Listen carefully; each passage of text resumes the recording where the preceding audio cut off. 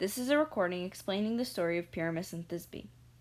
Pyramus and Thisbe lived in Babylon, the city of Queen Semiramis, and lived in houses right next to one another. The two of them loved each other so much and yearned to marry, but their love was prohibited by their parents. These two young lovers simply could not be separated. One day they found a crack in the wall that allowed them to whisper back and forth, unnoticed by their parents. They would spend hours expressing their love and listening to the other person's voice. Eventually, Pyramus and Thisbe could not withstand the isolation from each other any longer.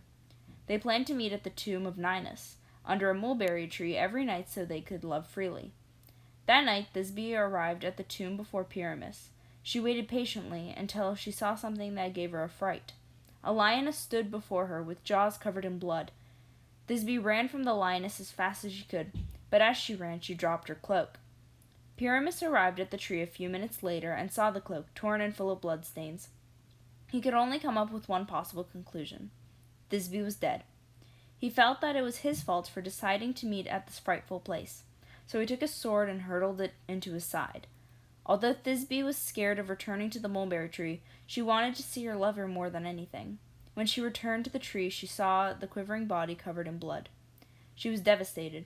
When she realized it was her fault Pyramus lay dead at her feet, she knew what she had to do. Thisbe knew the only way to be with her lover was death. She picked up the sword next to Pyramus's body and stabbed herself. This heartbreaking story of Pyramus and Thisbe explains why mulberries are red and teaches the reader a lesson. Love is a powerful thing. It can bring us together, but it can tear us apart.